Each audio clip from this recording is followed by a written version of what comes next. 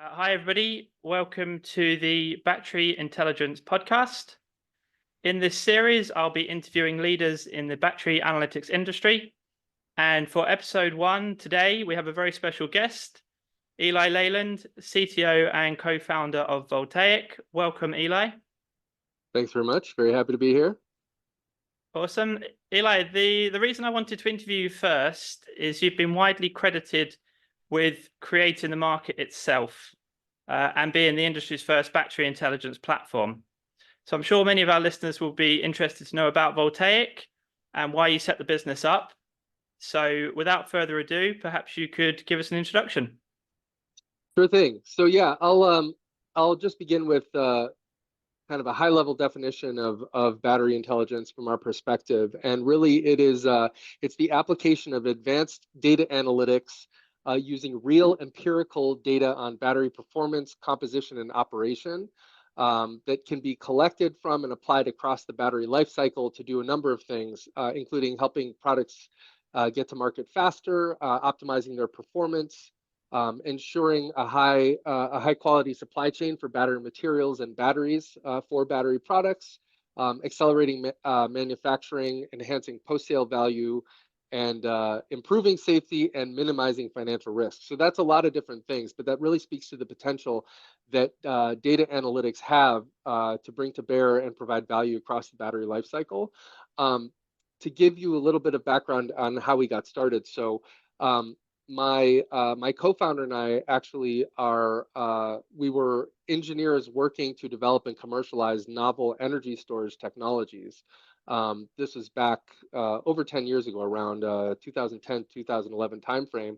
And we built some very basic in-house tools to collect all the data from our test equipment and put it in a web browser, basically, kind of replacing workflows around going to the test equipment, having to go into the lab with USB sticks, stuff like that. And those in-house software tools that we built had a couple different impacts immediately. Number one is it was a dramatic accelerant to our product development efforts. Just being able to see all of this data in real time, see it from home, don't have to come into the lab to pull it physically off the machine, et cetera. It also, we had these large research projects going on and product development projects with multiple different, researchers and a lot of different people. And this software system had become kind of the nerve center of, dozens of people were kind of working, collaborating around this data that our in-house tools had made available online. And we were also getting some external validation as venture capitalists and various other external parties were coming through to look at the technologies that we're building, the energy storage technologies. We were actually getting a lot of attention and positive feedback for the agility that we had developed with data through these in-house tools, more so even than the hardware technologies that we were developing. So we putting all of these things together, along with trends that were developing at the time. Again, this was kind of like the 2011 timeframe around cloud computing and software as a service business models. We realized that there was a potential to commercialize these software tools that we built to help accelerate the progress of the battery industry overall. But also there was this sort of very appealing component to it, which is that batteries themselves are very inherently complex and unpredictable, very difficult or nearly impossible to model accurately using simulation methods. So it occurred to us that big data, just collecting lots and lots of empirical data on as many batteries as you can, and mining that data for insights and trends would be a really interesting way to go. So it was a combination. The birth of battery intelligence was a combination of wanting to provide these tools to the ecosystem that could help accelerate everyone's work and their progress, while also building up a technology base and a technology infrastructure that would be capable of doing really large scale empirical analysis of batteries across their life cycle to provide value to all sorts of different segments and stakeholders, as I talked about earlier. Yeah, wow. Really interesting, Eli. And what always strikes me is how early you guys were to bring in this platform and this approach to the market. What would you say is the mission and then the vision for now, and then perhaps looking forward at the trends in 2024? Sure thing. So, we were founded as a mission-oriented company from the very start, and our mission is to provide the battery analytics technology and expertise to accelerate the transition to a battery-powered world. So, we're all very focused across our entire team and very committed to the mission of helping to solve the climate problem and transition the world to sustainable energy.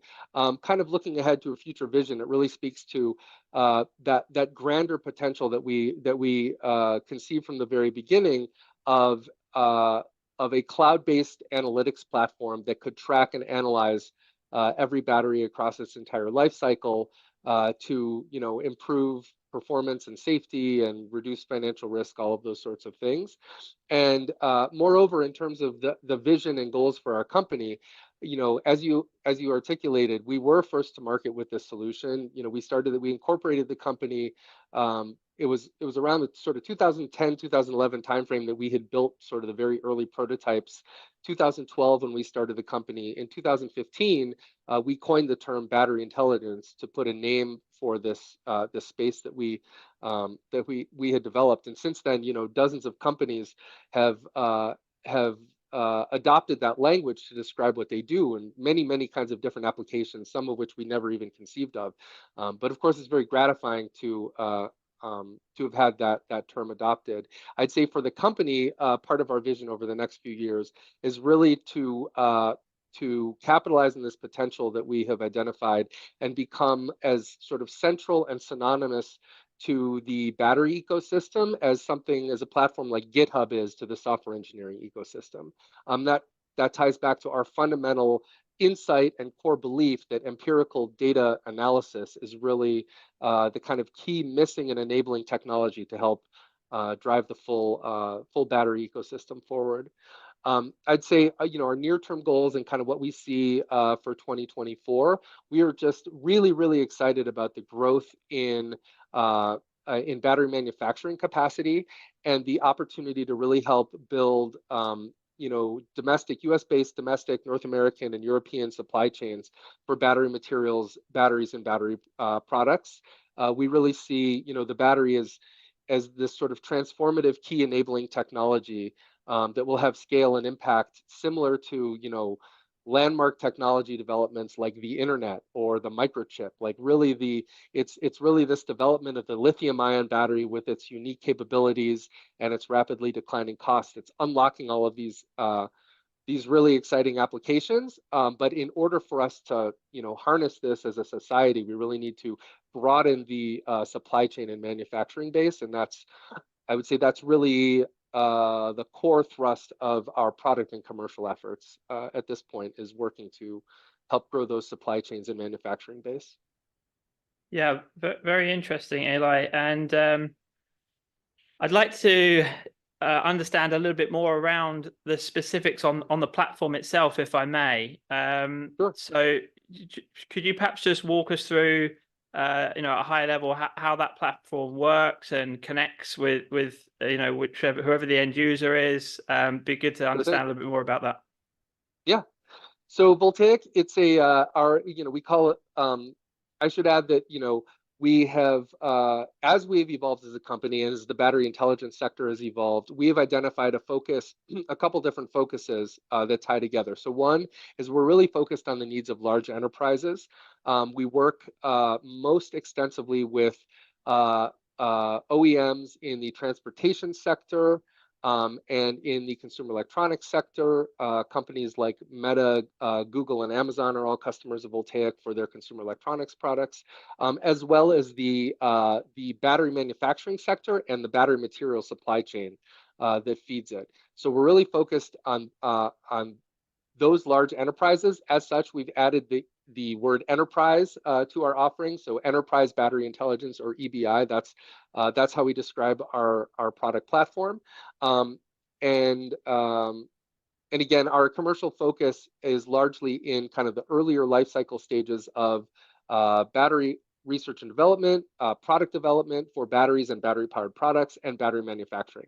So with that said, I'll go into a little bit about what the platform is and how it works. So it is a cloud-based data analytics platform, software platform that collects data on how batteries are performing, kind of their, charge discharge, heartbeat, as it were, as well as what we call metadata around the battery's composition, its manufacturing process that made the battery, and the parameters that were used to operate the battery. So all of that data is aggregated from our customers into the Voltaiq cloud platform.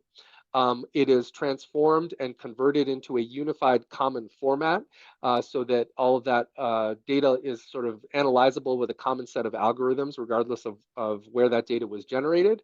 And then our algorithms develop extensive metrics and KPIs that give deep insight into the battery's performance, quality, and health.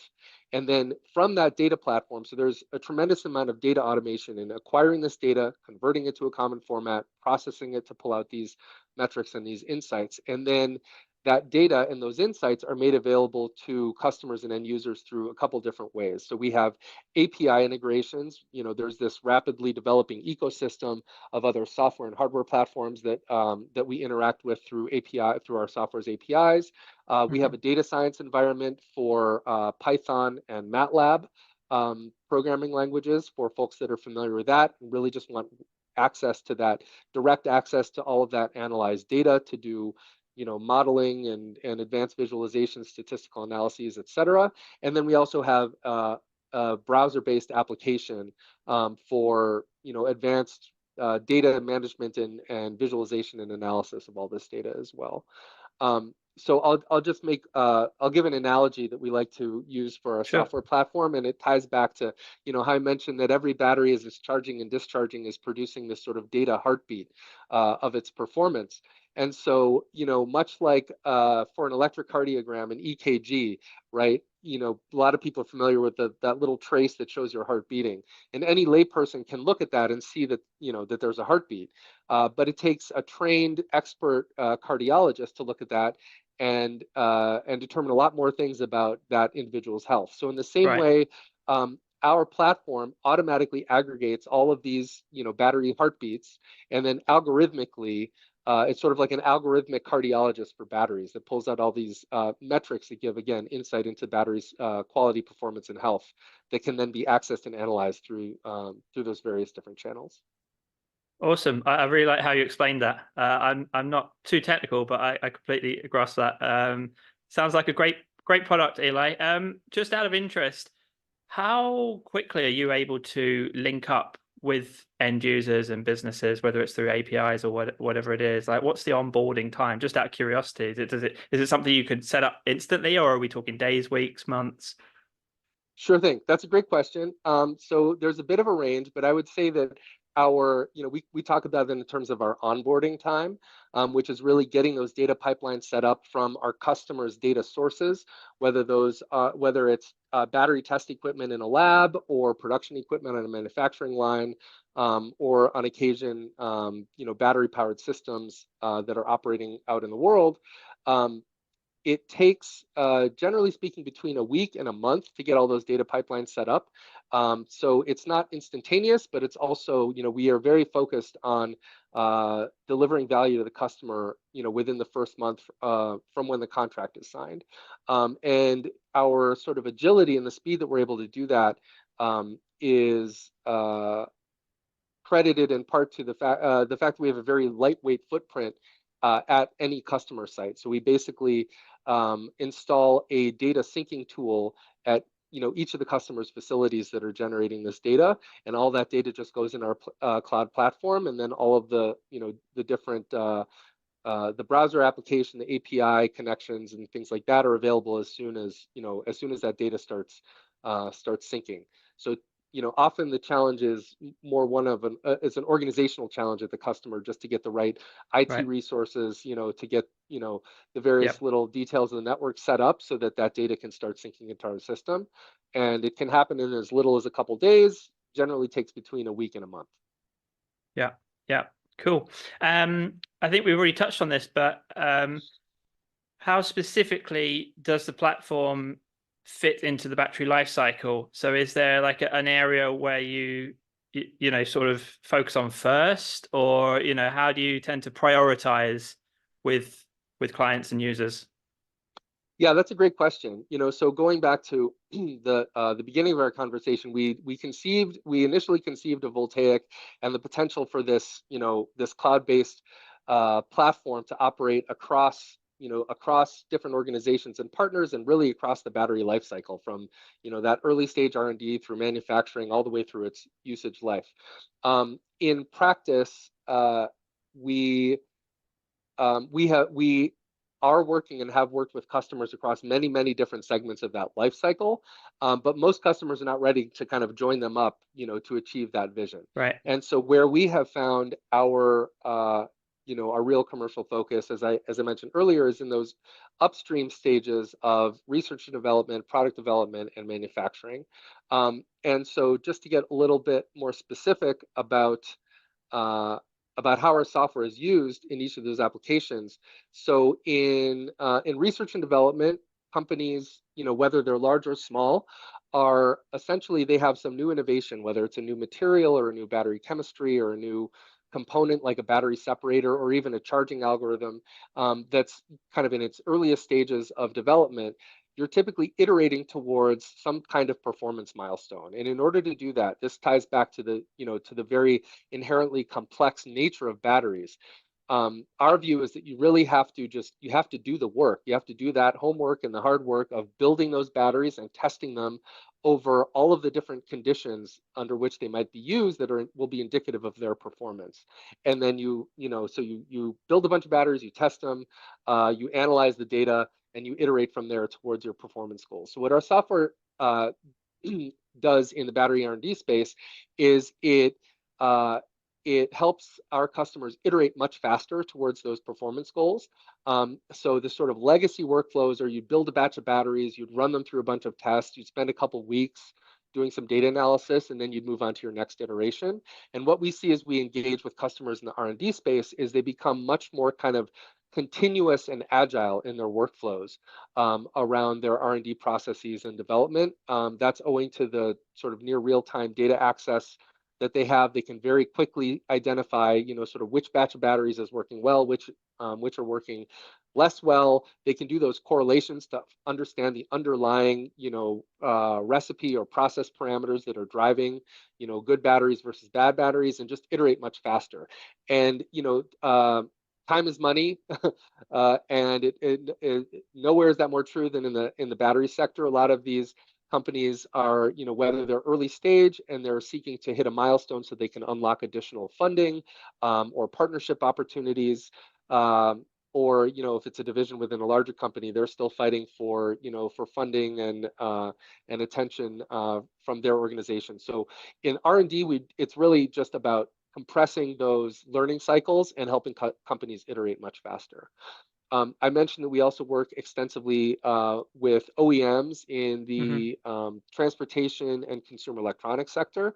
So there, the challenge is a little different. And those companies actually do a lot of battery R&D themselves. And so we work with them very directly in that capacity, as I just described.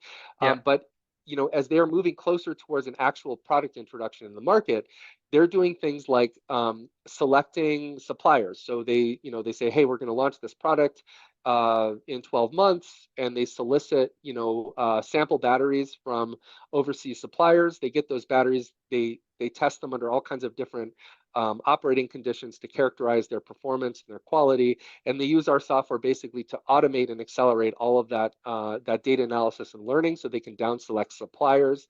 Likewise, they'll use our software to help monitor supplier quality over time as they head towards product launch, and they're getting larger and larger batches of batteries from suppliers. They'll do sampling and sample testing on those batteries, again using our software to ensure that quality.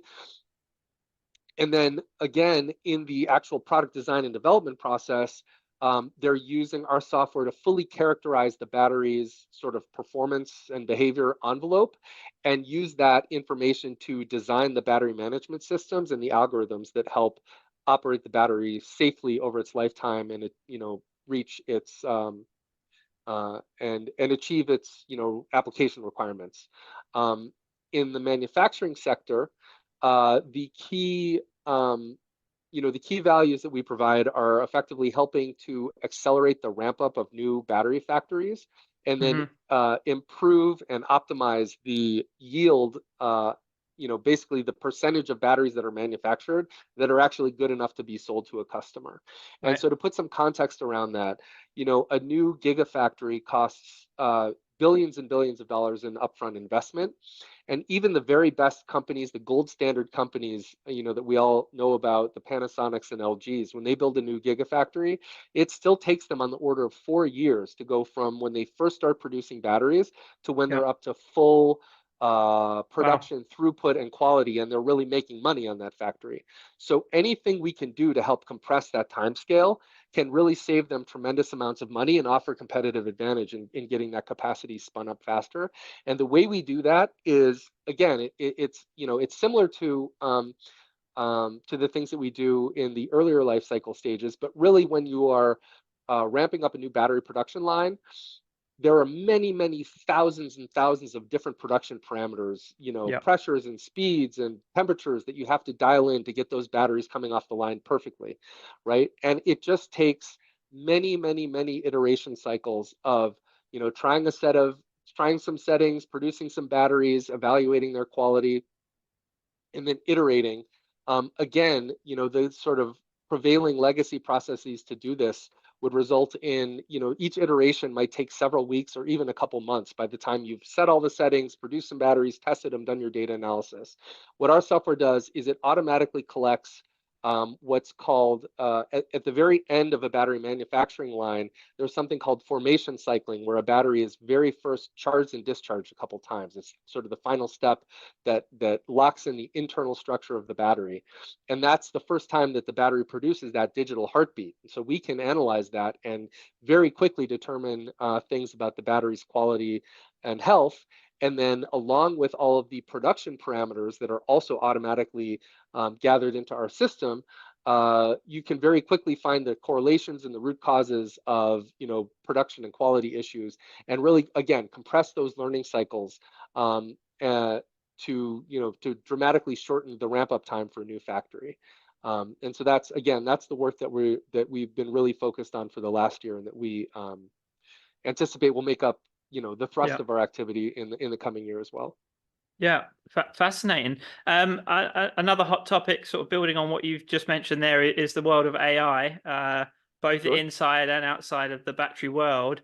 But it'd be great just to hear a little bit more around like your focus on the AI side specifically. You touched on the algorithms and the battery modeling that you guys are doing, but I'd love to hear a little bit more around your thoughts on how AI may be affecting, the battery intelligence market for this Certainly. year and beyond.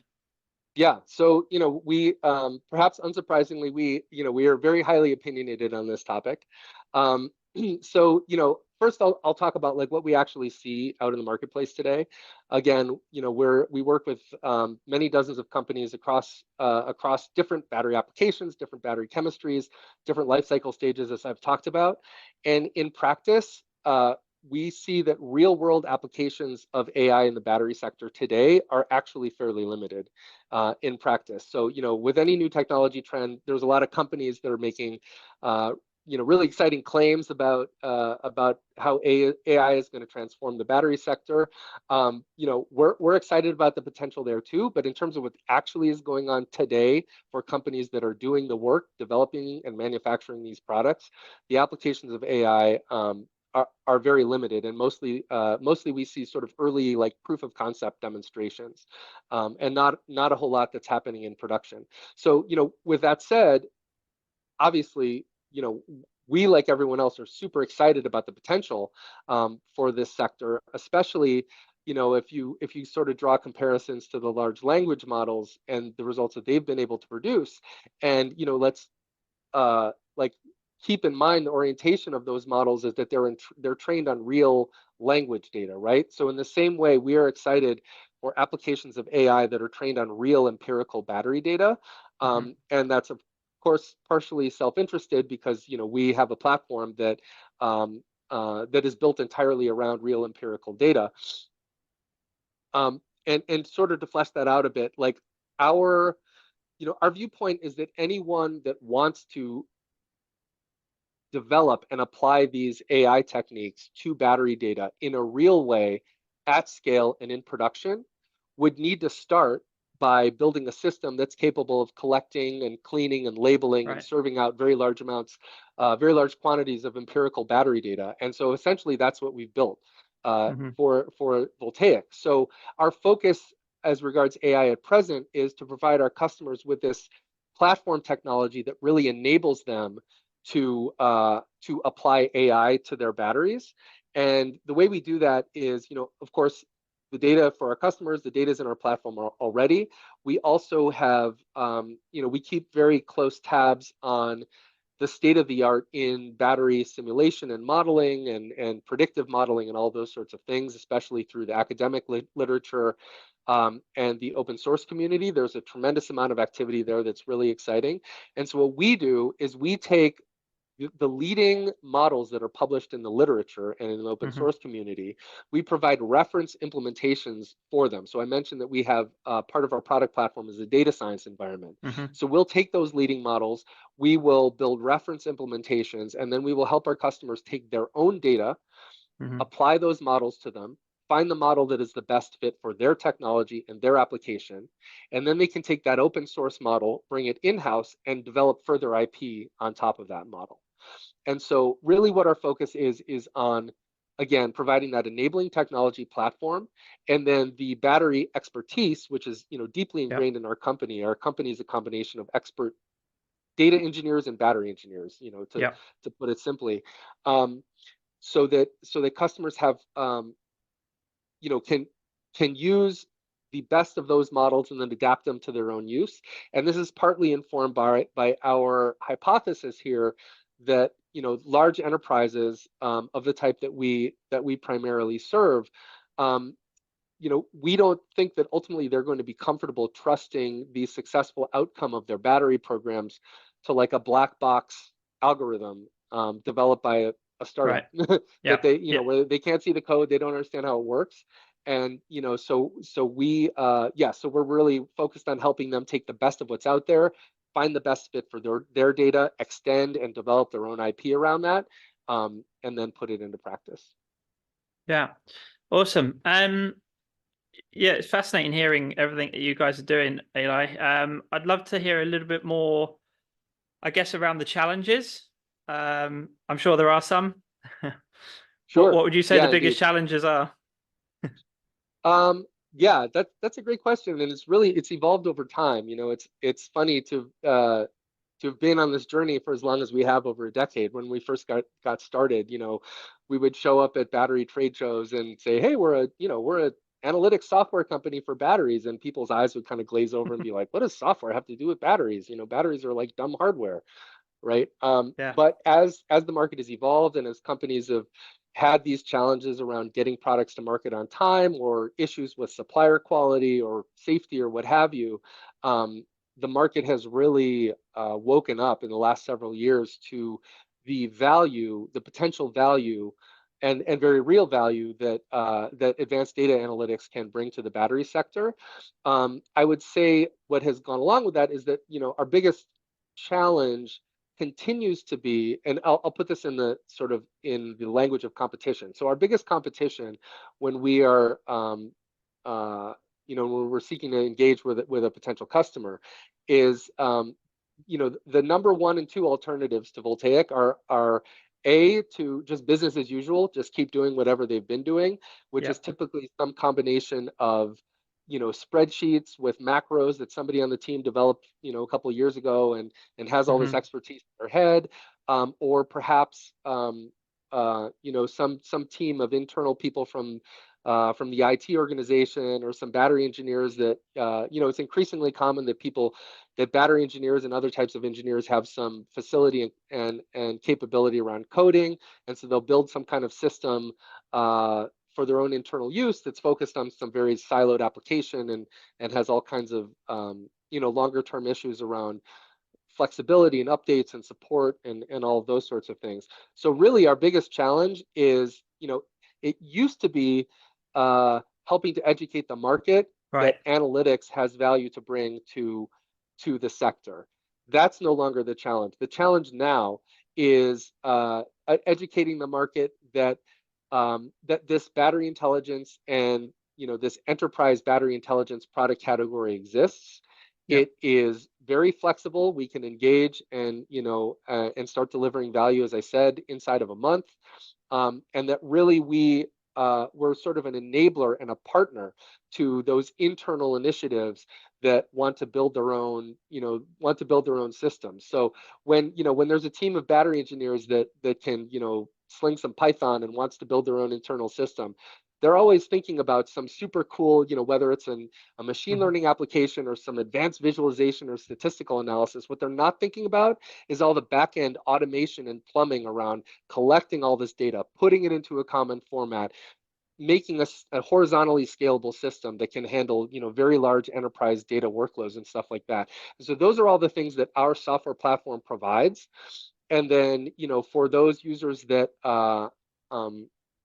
that just want to go into a browser-based app and put together some dashboards, our software makes it very easy to do that. But for those advanced users that really want to dig in and get their hands dirty in the data, they can just grab that data through our API and bring it onto their desktop, or they can, we have a browser-based data science environment where they can access that too. So again, to bring it back to your question, the biggest challenge, it's really just a build versus buy challenge. And, we track other similar, I guess this again kind of goes back to our founding story. One thing we realized very early on when we were starting, the company and sort of pioneering this sector, was that although the battery industry was already a gigantic industry, with over 100 billion, in annual sales, even 10 years ago, of just batteries, never mind all the applications that batteries power,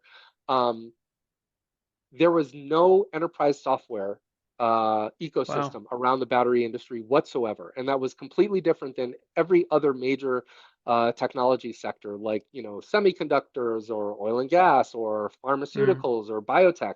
Each of these high tech sectors has several $billion of annual revenue in a software ecosystem around it. And so we hypothesized, and it's being borne out, that there was an opportunity to create a lot of value both for our customers and and for our stakeholders as well by introducing enterprise software for the battery sector.